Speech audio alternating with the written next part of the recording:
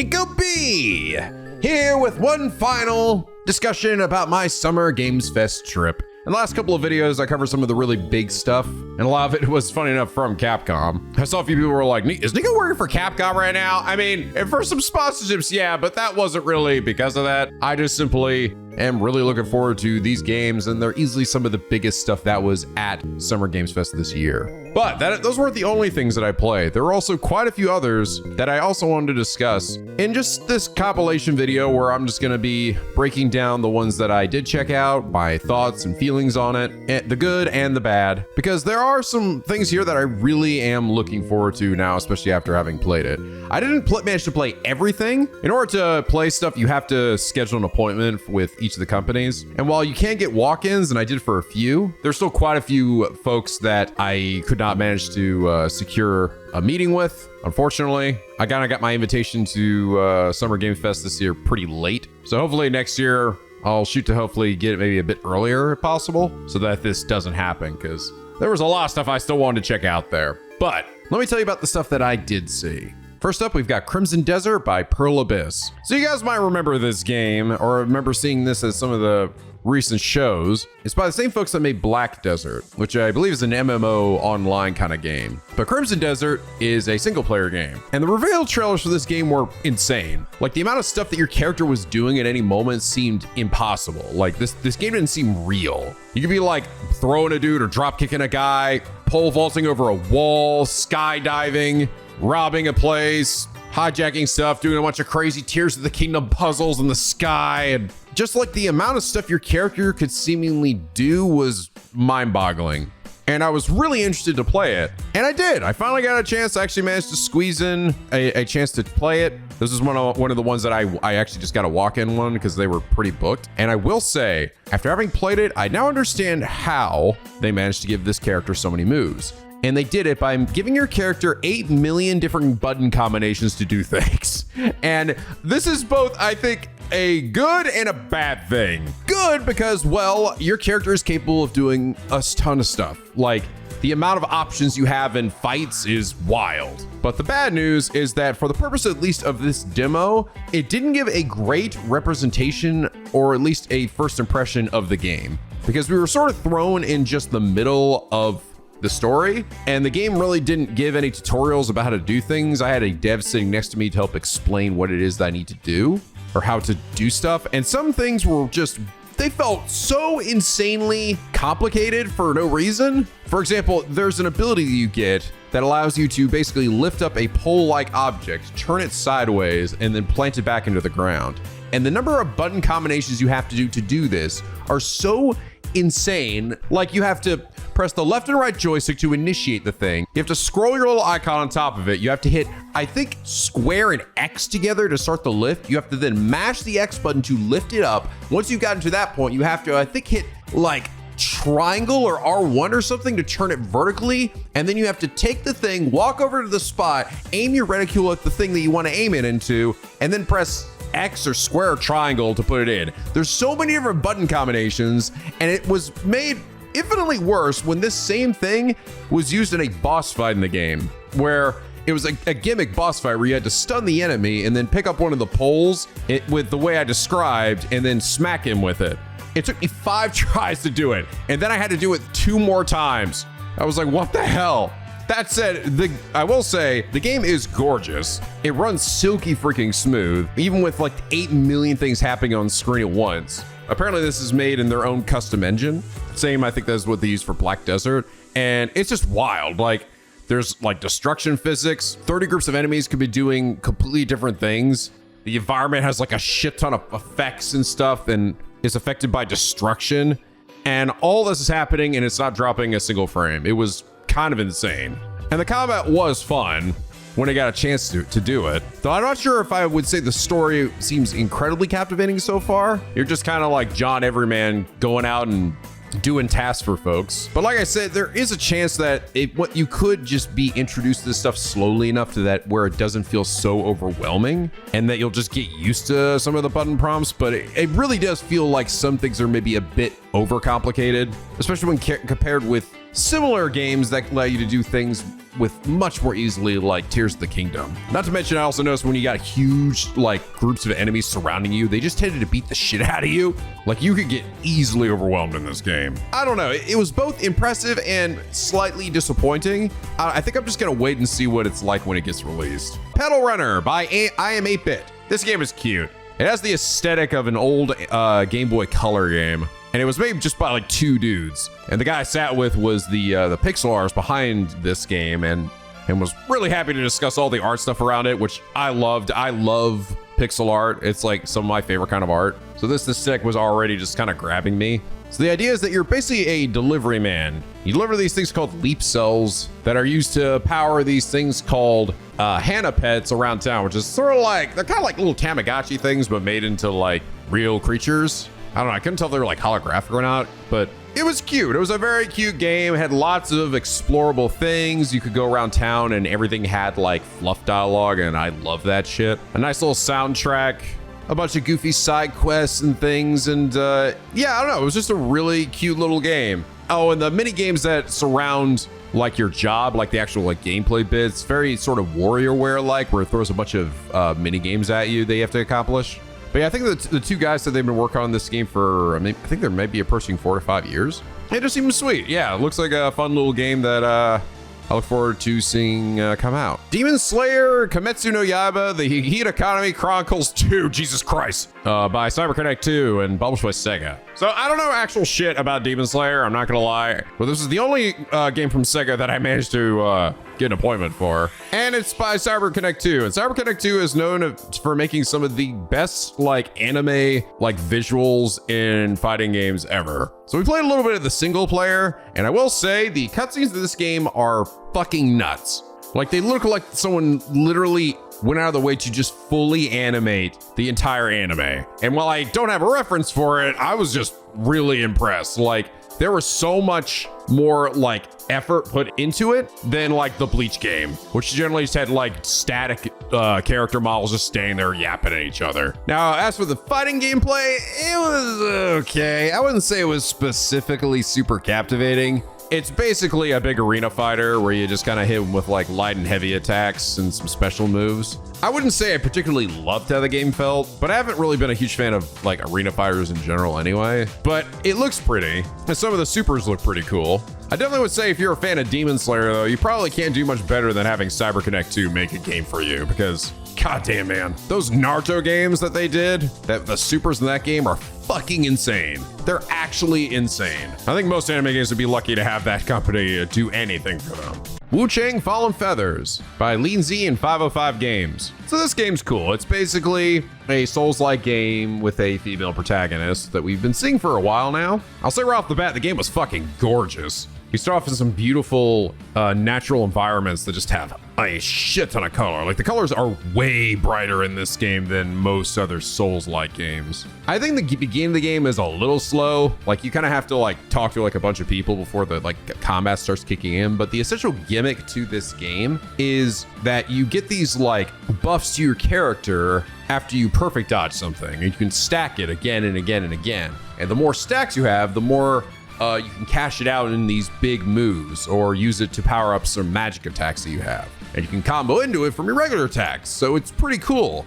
The one sort of downside of the game is that these big moves do leave you super open to attacks. So you might end up using this on a boss and the boss will just kind of like beef through it and then punch you in the face anyway, which does kind of suck a little bit. I feel like I need to mess around with it a bit more in order to see maybe what the game is hoping that I do. But the few bosses that I play were fun and definitely challenging. I don't know if I'd say the level design was specifically anywhere near as good as like a FromSoft game, but it was serviceable. And like I said, game was super freaking pretty. And the game also did have a variety of different weapon types too, which did drastically change how you play the game. And it gives you each one had different skills and separate skill trees. So I wouldn't also be surprised if the game really opens up the more you invest in the skill tree and the more stuff you start to get. I basically only played just like the bit at the start of the game, and then they load up saves for some random bosses that were like midway into the game. But cool, it's coming out I think next month, and I definitely would like to see a bit more of it and how it's received when it is released. Chroma Gun 2 by PM Studios. So this game is very much a Portal-like.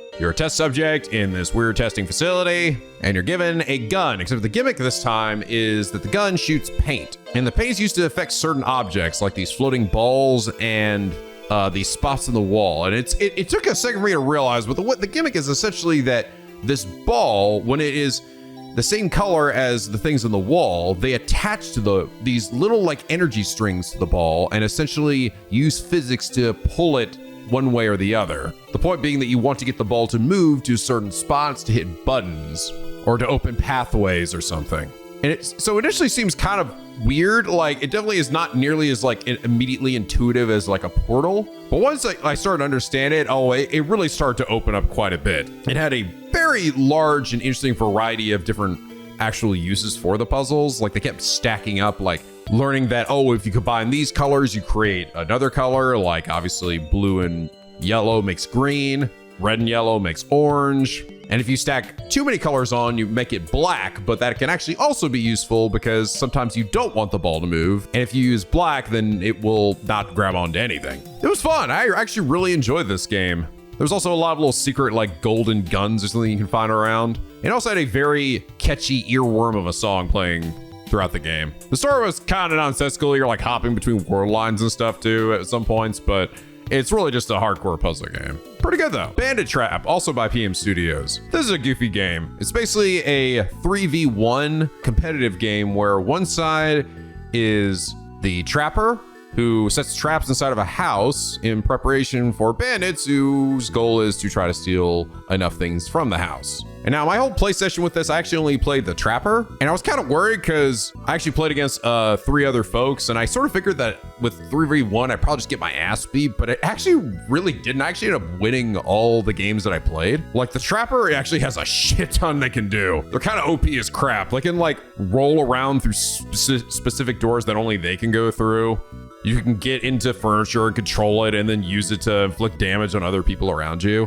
And once you've inflicted enough damage on the team, the opposing team, you just win. But yeah, basically you set traps so that when characters interact with things or whatever, or they get close enough, they get attacked. And the games were overall pretty close. And I didn't mind the art style of the game too. I will say though, I do wonder how viable it will be for the trapper to win once you start getting people who really are coordinating with each other. But it was a cute game and I had never really played anything quite like it. Definitely a fun little goofy game that you could play with some friends or randomly online. Though I do think probably playing with randos might not be quite as enjoyable unless you're just playing the trapper. Yuko Replayley, also by PM Studios. So this is actually a remake/remaster of the original Yooka-Laylee, which is also a very clear homage to the original Banjo-Kazooie. It's just a platforming game. You've got a lizard with a little bird thing that you use to fly around and platform and roll around and basically collect a bunch of stuff in the environment. The original released quite a few years ago, so people have been looking forward to this like remaster, and it looks good, but I will say the version of the game they had on the show floor ran like absolute hot ass. This is easily the worst performing game that I played at the show,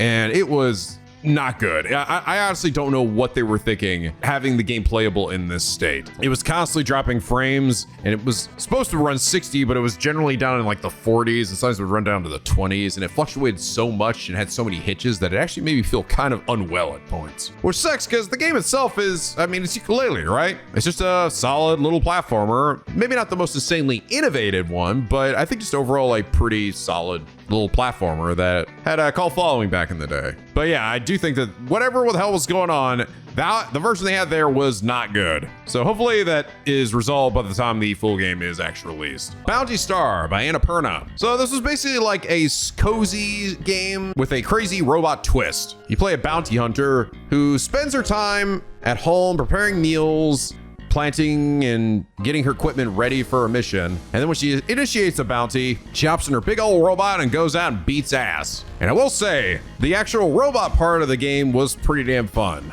The combo attacks and melee stuff you did was actually very reminiscent of Devil May Cry. You had a lot of stuff that you could use to cancel from one thing into the next, and it was really enjoyable. With both ground combos, air combos, stingers, and things like that. That said though, I will say, I think that the actual ranged attacks, which involved using things like pistols and machine guns and miniguns, was not nearly as interesting. It was basically just aim, shoot, and then pray to God that they die before they potentially shoot you.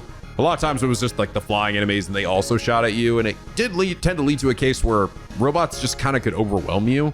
You'd be getting like pot shots from dudes like off screen or over to the side, and it would just be like you just taking a shit ton of damage. I died like 2 or 3 times in the start of the opening mission, which felt like a little like, whoa. I talked to the dev and he did say that the game does have missions that are focused more on like melee stuff and one-on-one missions and one-on-one fights, which is good because I think that the range stuff is nowhere near as fun as the actual like melee stuff. And assuming that the mission I played was actually the first mission, it seemed a little overly difficult for a starting mission, at least personally, but it was interesting. It was fun.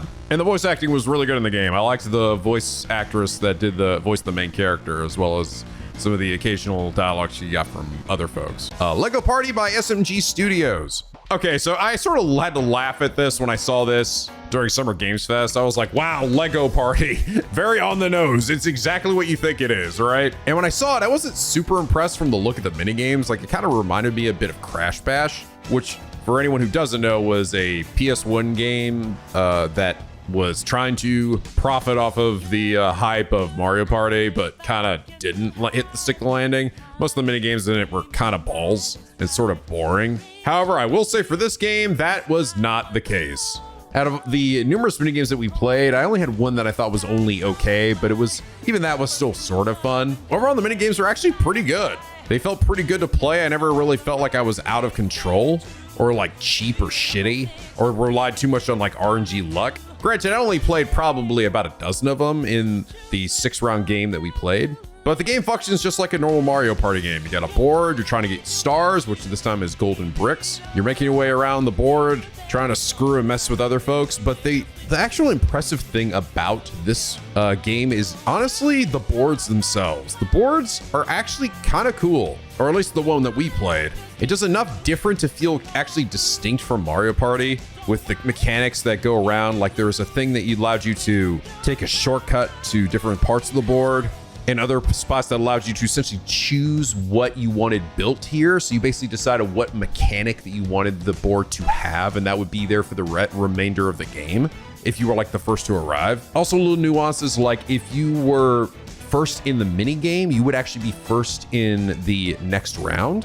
And then if you were second, you'd be second, and so on, which meant that you wanted to encourage you to not just get good at the mini games to get money, but also be good at the mini games so that you go first earlier. And that's such a smart idea. Also, the traps you set are insanely brutal in this game, where you don't even have to land on the trap. Just passing by the trap will actually trigger it. So it makes traps in this game super fucking powerful. And I actually sort of like that maybe a little bit better, because a lot of times I feel like in Mario Party games, it was really just like the luck of the draw if somebody actually happens to land on that specific tile. There are also changes to like the variety of things that could happen at any one moment, from like treasure falling out of the sky that could then be picked up by random people. And most of the time was money, but I assume that you probably could also run into like golden bricks in there. Not to mention changes to the boards itself, things that like eliminated shops near the end of the game and changing into like the random blocks that could all lead to any number of things. I don't know, it's pretty chaotic, but in a really good way. The only thing I felt that was kind of missing from this game was, from what I can tell, it seems like there's no bonus stars. So when you got to the end, there's just like, whoever has the most by that point is the winner, and it's not affected by any like, oh, who did the most mini games or that or this or that. And I do feel that is an important part of Mario Party, and that is kind of missing here. I don't know if maybe it'll end up being in the full release, but at least for the version we were playing, it was not there. But yeah, there were things about this game that I genuinely liked more than the regular Mario Party game.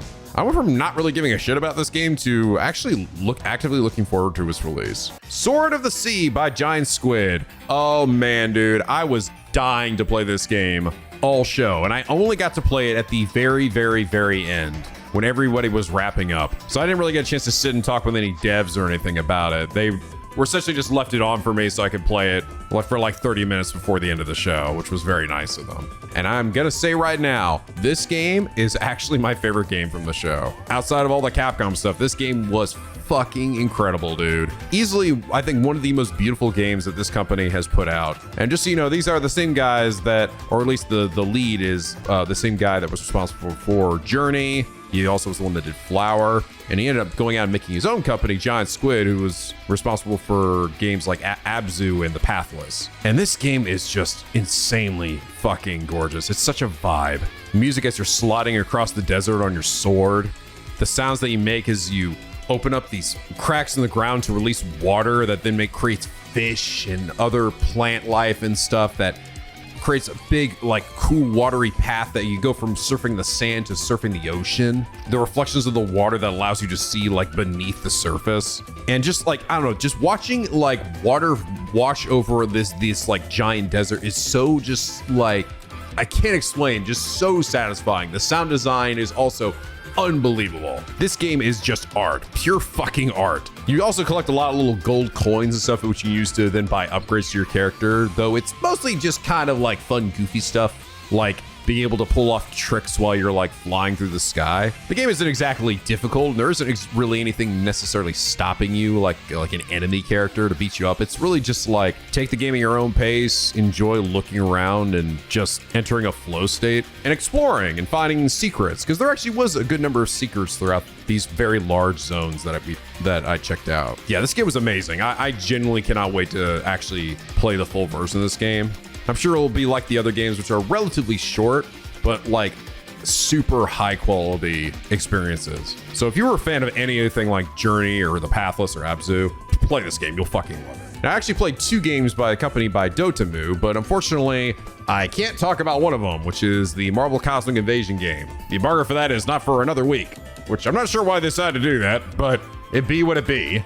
But I can't talk about the other game, Ninja Gaiden Ragebound. And dude, I have been looking forward to this game. For those of you who don't know, this game is made by the Blasphemous developers.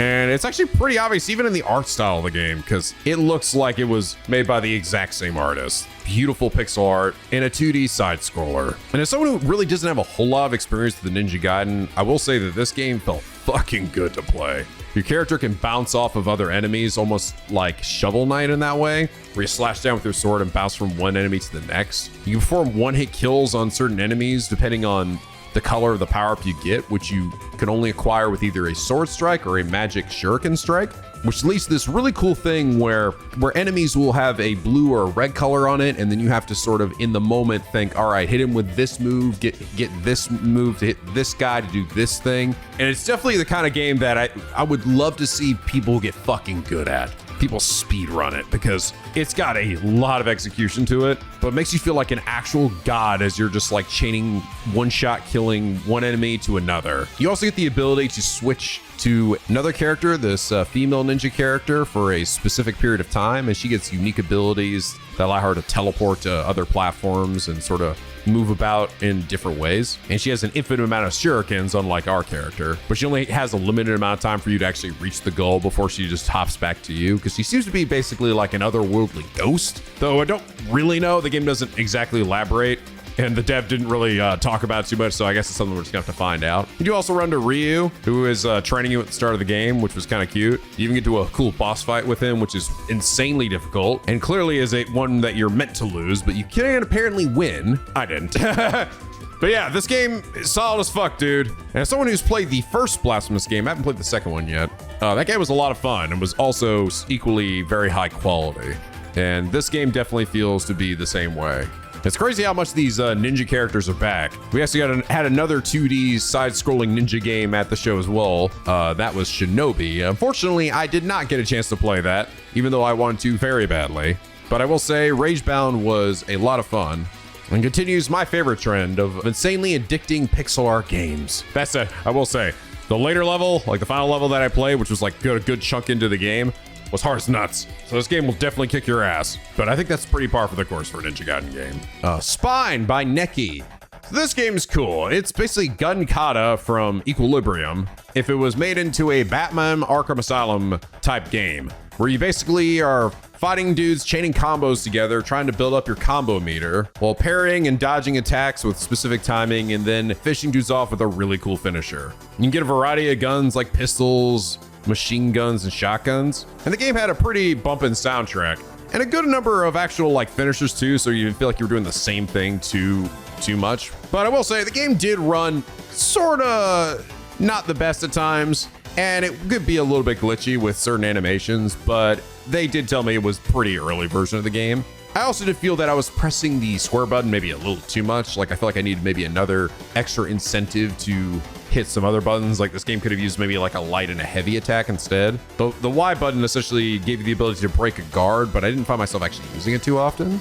But you do definitely feel like a badass when you're like fighting through like waves of dudes and just bouncing from one to the next and parrying a shot, which essentially leads to you like dodging a gun or a punch or something, moving out of the way and then like shooting him in the nuts. It was pretty cool, man. Definitely gave some real kind of PS3, Xbox 360 era kind of games, you know, like a Remember Me vibes. And if they could polish up the game good, I think this could end up being a really fun little action game. But yeah, guys, there you have it. That's all the games I played at Summer Game Fest this year. Like I said, I didn't get to play necessarily everything that I wanted to. Like there was Shinobi, and that got rave reviews by everybody who played it.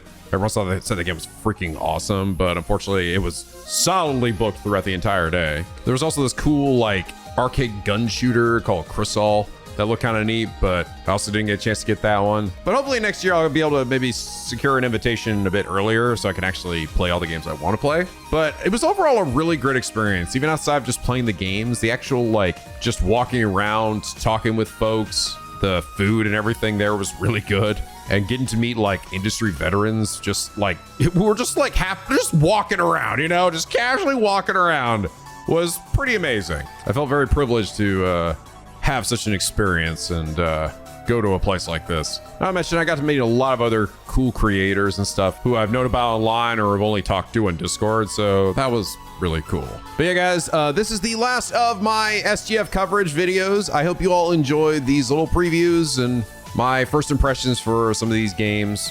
If you did, please do leave a like and a favorite. Let me know which of these games you're most excited for. Again, Sword of the Sea was definitely the one I think I ended up loving the most. But honestly, overall, most of these games I did come out enjoying at least to some extent. Hopefully most of these companies will release demos for these games publicly if they haven't already. I know Ragebound, for example, actually released a demo for theirs pretty recently, which might be the same thing that I played. Because demos are just such a good way for people to see if they are actually vibing with the game before purchasing, you know? But anyway, guys, that's going to be it for me. Thank you so much for watching. And as always, till next time, stay classy.